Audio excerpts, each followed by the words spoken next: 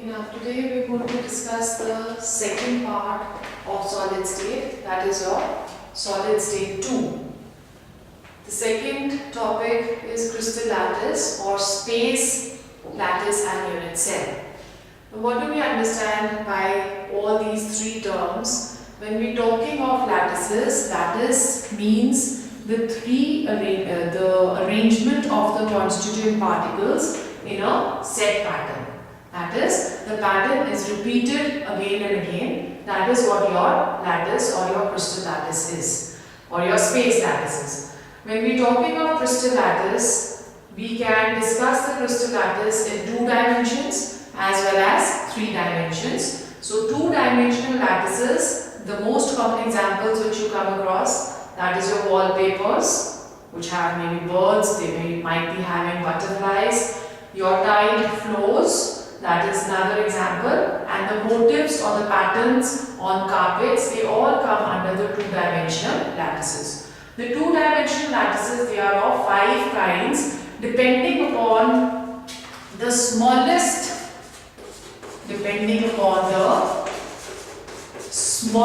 pattern or motif, which we call in a 2-dimensional space lattice, smallest pattern or motif which is present. This smallest pattern, it is also known as the unit cell. The unit cell is the repeating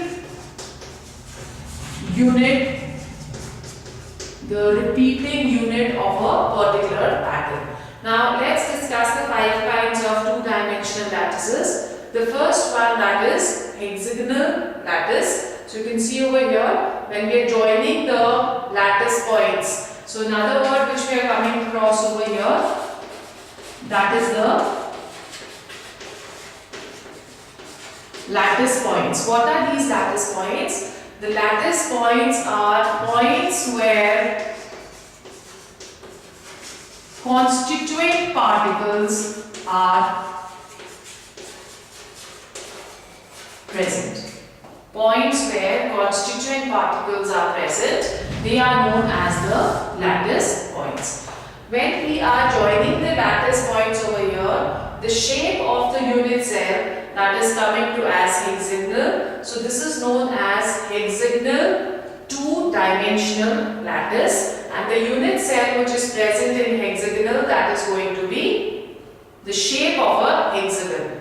Then next is your rectangular lattice. So you can see that the shape which is formed over here, that is a rectangle, and the unit cell over here, that is also going to be rectangular. Then we come to square.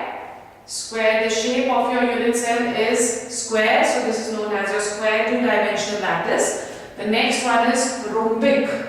You can see that it is forming a rhombus, therefore it is known as rhombic crystal lattice. And the last one is your parallelogram crystal lattice. Now the pattern which is formed, if we discuss either of the 5, let's discuss the pattern which is formed in a parallelogram.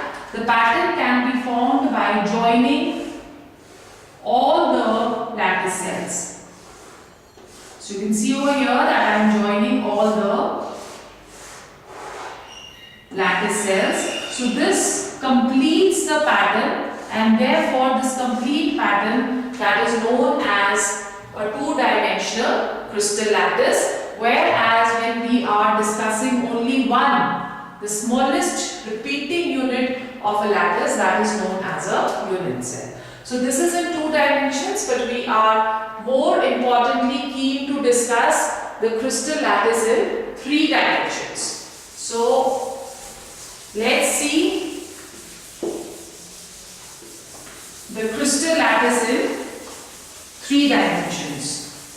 When we are talking of 3 dimensions, what comes to our mind, or maybe what comes to my mind, is the colored cube which you used to use as a child to bring all the colors together. That is, if you visualize that, or if you have that in your hand, you can see that the entire cube that is formed of how many colors? It is formed of 6 colors, and and it has to be rotated and all the colors have to be got together. So that entire thing that forms a three-dimensional crystal lattice. Three-dimensional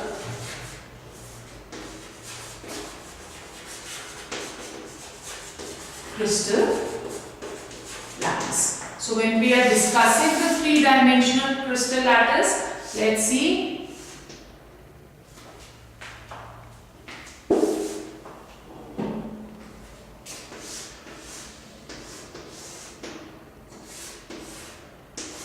These are your lattice points.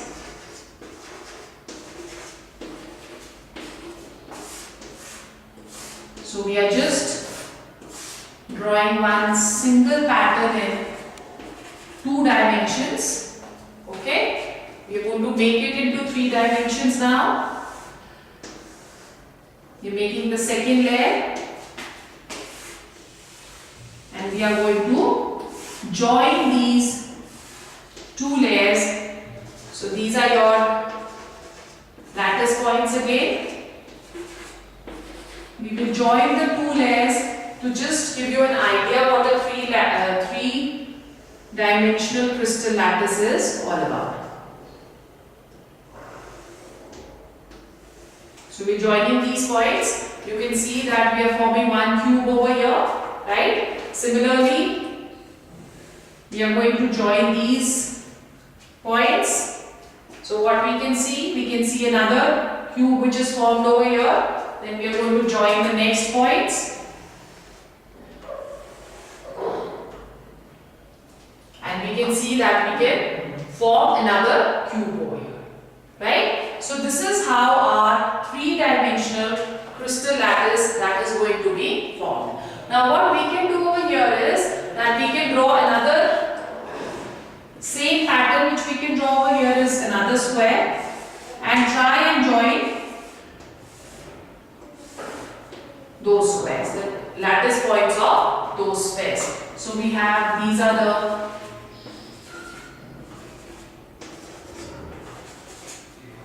lattice points again, right? So if you can join, this can be joined with this, okay? And this can be joined with this, right? And this can be joined with this. So we can form a three-dimensional network. Or if we want to draw it into a one unit cell, which is the smallest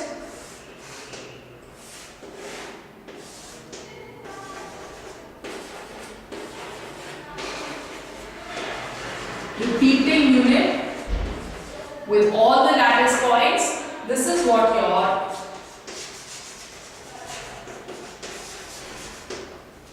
unit cell is going to look like, right? So this is a crystal lattice in which we are joining all the different patterns or all the unit cells together to give us a crystal lattice, and this is what our unit cell is. Now when we are talking of a unit cell, the unit cell that is of the following kinds, depending upon the placement of the constituent particles. So we are classification of unit cell. When we are classifying the unit cell is of the following types. The first one, that is known as primitive unit cell, or it is also known as simple unit cell. Next one, that is known as non-primitive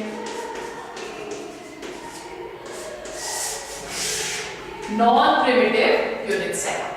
Now when we are talking of primitive unit cell, in primitive unit cells all constituent particles are present and at the corners are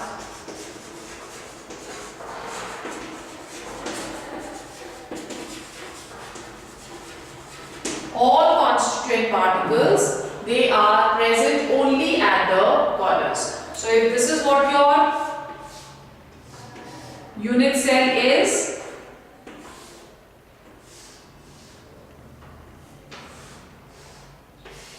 if this is your unit cell, then in a primitive unit cell,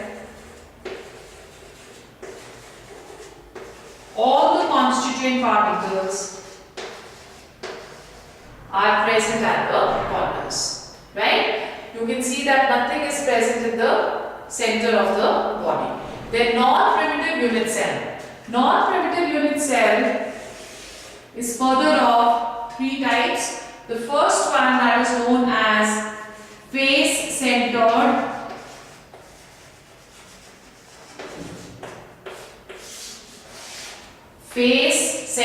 unit cell. The second one is known as body-centered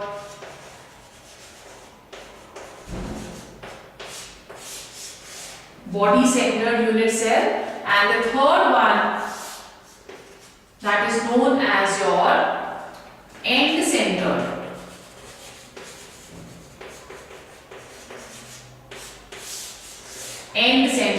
unit cell. So let's discuss each of them. The first one, that is face-centered. In face-centered unit cell, the constituent particles are present at all the corners. So these are your corners. They are present at all the corners, plus at the center of each face. So if you look at your room where you are sitting right now, you will see that there are 6 phases which are present.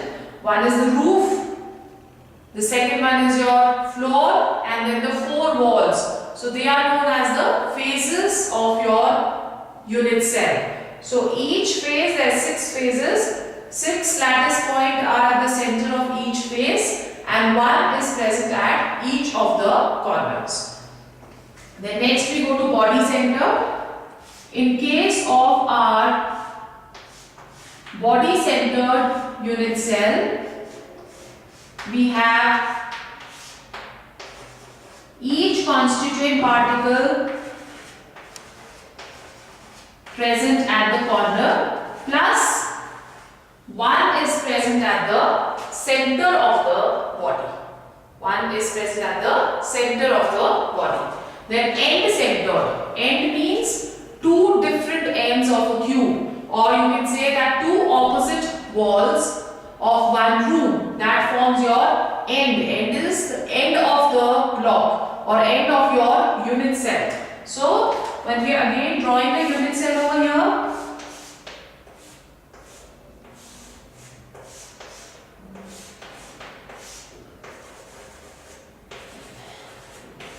again all are present at the corners. Every unit cell is a primitive unit cell first, and then the other modifications are done. So when we are looking at primitive unit cell, we can see that all are present at the corners.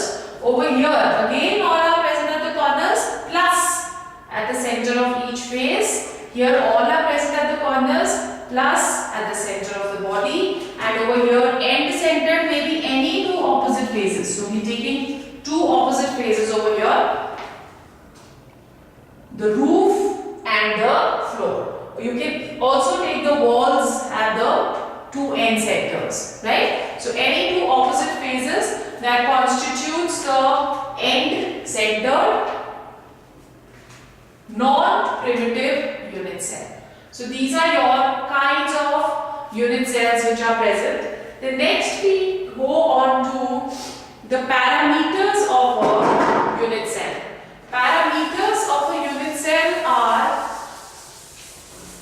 all the measurable properties which give us a distinction between the shape of a crystal, which gives us a distinction between the shape of a crystal. So when we're looking at the parameters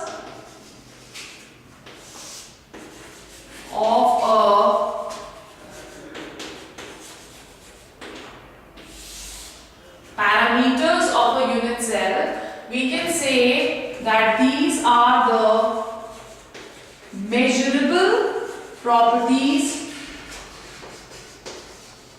of a unit cell, which gives every crystal its characteristic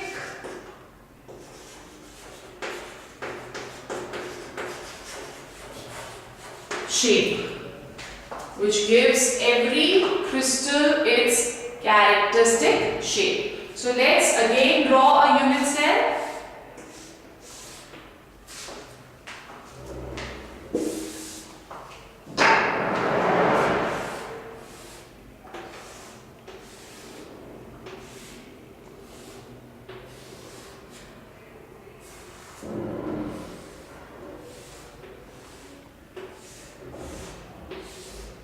This is our unit cell. So what are the two measurable properties we are going to discuss over here? The edge length and the angles between the edges. What do we understand by the term edge over here? Edge is this.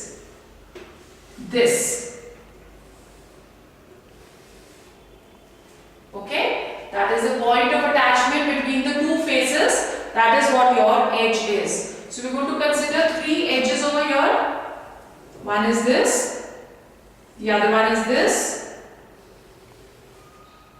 So thick lines I have made, the edges which we are considering, right? So we are saying that, let's say that this is your edge A, this is your edge B, and this is your edge C. A, B and C. The angle between A and B,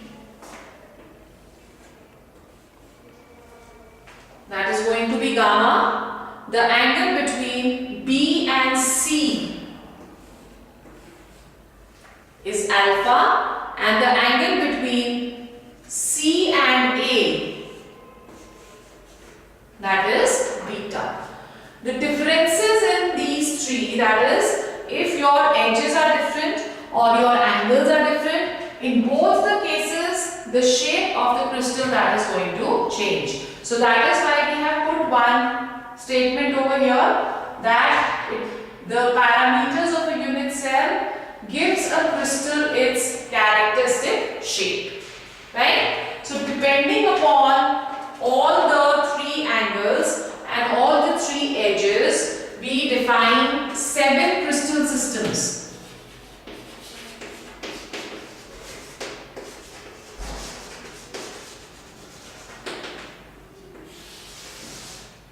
We define 7 crystal systems. You can memorize them as C, T, O, M, H, R, T. C, T, O, M, H, R, T. Where your C stands for cubic, T stands for tetragonal, O stands for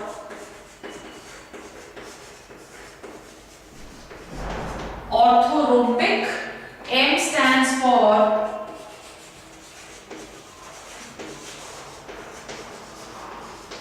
monoclinic, H stands for hexagonal, R for rhombohedral, and T stands for triclinic, right? So let's see what is the difference between all the seven crystal systems. We'll discuss them one by one.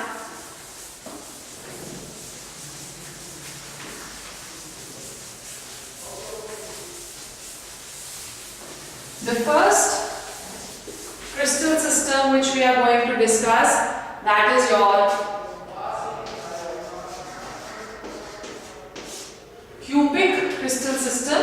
In case of cubic, all the edge lengths are equal.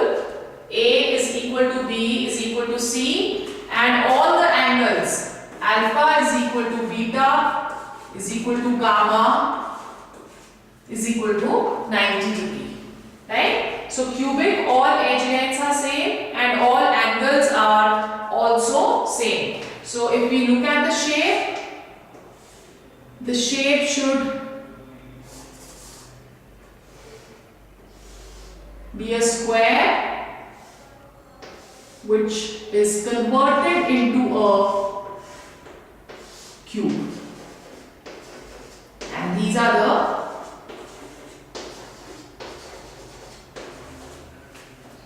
lattice points, right? Examples are your cubic. Okay, examples are NaCl, potassium chloride, copper and silver. They all are examples of your cubic. The second one,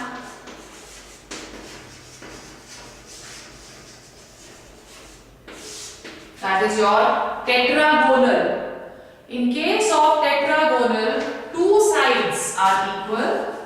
A is equal to B, but it is not equal to C, and angles, whereas they all are equal to 90 degree. So tetragonal is just like a, you can say, in which your two sides are equal. So these two sides are going to be equal, but the third side is unequal. So this is how we can form our tetragonal with again all the lattice points.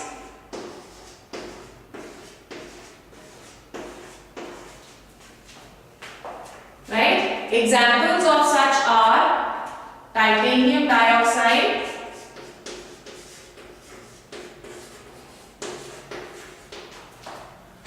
tin dioxide and calcium sulfate. Calcium sulfate. The third one which we are going to do, that is your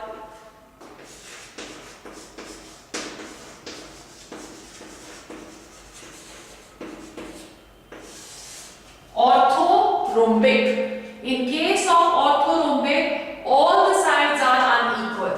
So your A is not equal to B, is not equal to C, but the angles they are going to be equal. So alpha is equal to beta is equal to gamma, which is equal to 90 degree. But in this case, all your sides they are going to be unequal. So hypothetically, if we are drawing without measurements,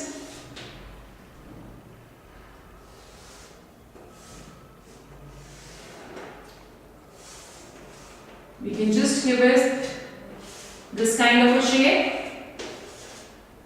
So this side is not equal to this side, is not equal to this side. A is not equal to B, is not equal to C. In all the cases when we are comparing over here, we are going to compare these three sides, right? So over here, your this side is equal to this side, but this side is unequal. Over here, in cubic, all the three sides are going to be equal. Over here, when we are considering, this side is unequal to this, is unequal to this. So all the three sides over here, they are going to be unequal. Example of your orthorhombic is rhombic sulfur,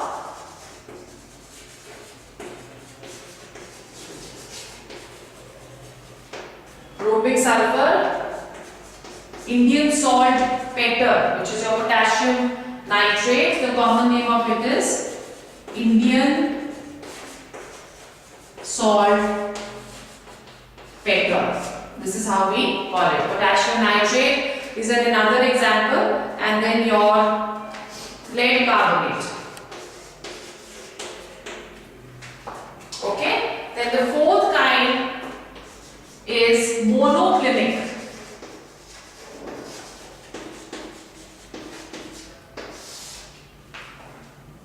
Monoclinic. In case of monoclinic, again all the sides they are unequal.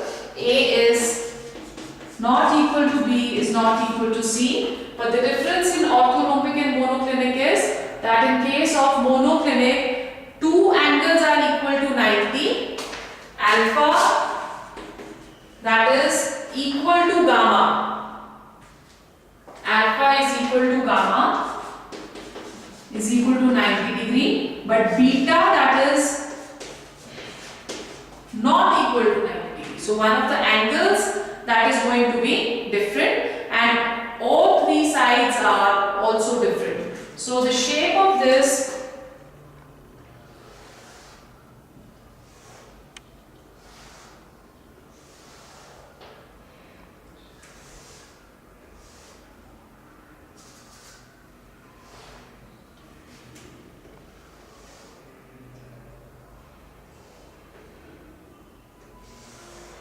comes something like this.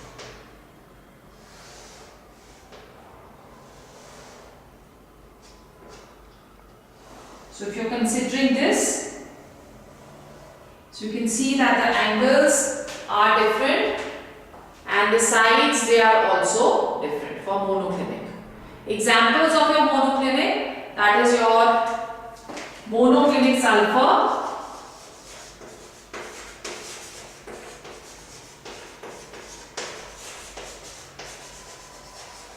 monoclinic sulfur and lead dichromate.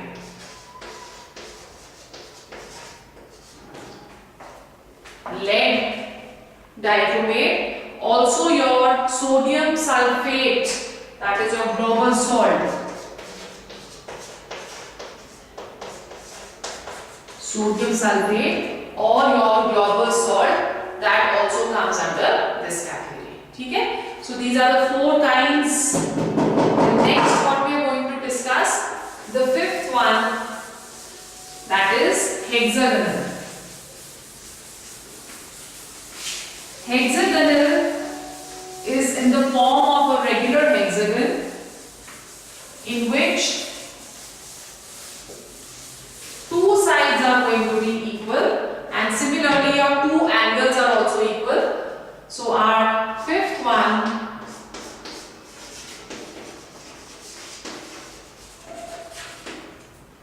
that is hexagonal. So hexagonal, A is equal to B is not equal to C, and two angles are going to be equal, that is your alpha is equal to beta is equal to 90 degree, and gamma, that is going to be equal to 120 degrees. So it is going to form a regular hexagon. So let's see.